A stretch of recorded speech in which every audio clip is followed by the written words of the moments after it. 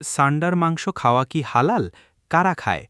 সম্প্রতি মধ্যপ্রাচ্যে বসবাসরত এক প্রবাসী বাংলাদেশির একটি ভিডিও ঘিরে তুমুল আলোড়ন সৃষ্টি হয়েছে সামাজিক যোগাযোগ মাধ্যমে। ভিডিওটিতে দেখা যায় তিনি মরু অঞ্চলের এক ধরনের সরীসৃপ প্রাণী সান্ডা ধরছেন রান্না করার জন্য এবং সেই অভিজ্ঞতা শেয়ার করছেন সবার সঙ্গে। তার কথার ধরন ও উপস্থাপনার ভঙ্গিমা ভিডিওটিকে আরও আকর্ষণীয় করে তোলে। ভিডিওটি ভাইরাল হওয়ার পর থেকেই ফেসবুক, টিকটক ও ইউটিউব সহ বিভিন্ন অনলাইন প্ল্যাটফর্মে শুরু হয় হাস্যরস ও নানা ধরনের প্রতিক্রিয়া।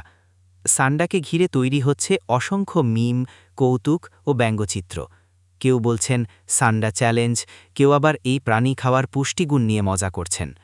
পাশাপাশি সান্ডার মাংস খাওয়া যায় কিনা বা কারা এটি খায় তা নিয়েও জনমনে প্রশ্ন উঠছে।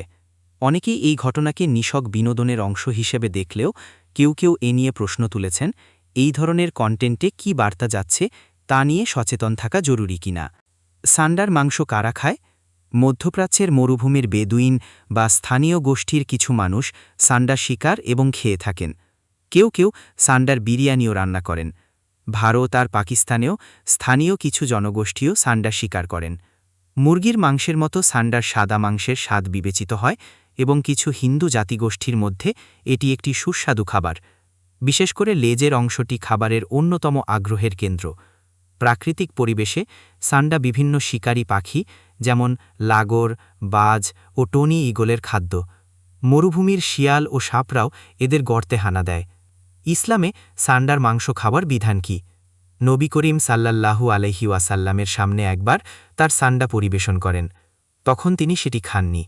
সেই সময় তার সাহাবীগণ জিজ্ঞেস করলেন, ইয়া রাসূলাল্লাহ, আপনি কি এটি খেতে অপছন্দ করেন?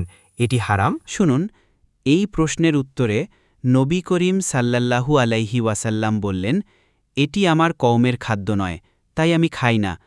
অর্থাৎ এটি তিনি নিজে না খেলেও সাহাবীদের খেতে মানা করেননি।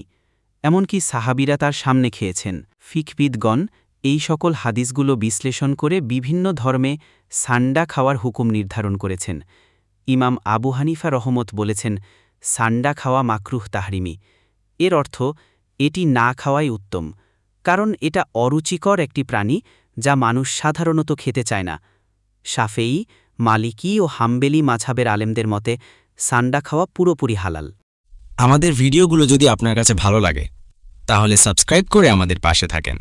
আর কোনো বিষয়ে যদি জানার আগ্রহ থাকে তাহলে কমেন্ট বক্সে জানাতে পারেন, আমরা চেষ্টা করব উত্তর দেওয়ার। আজকের ভিডিও এখানেই শেষ করছি। সবাই ভালো থাকবেন, সুস্থ থাকবেন। আল্লাহ হাফেজ।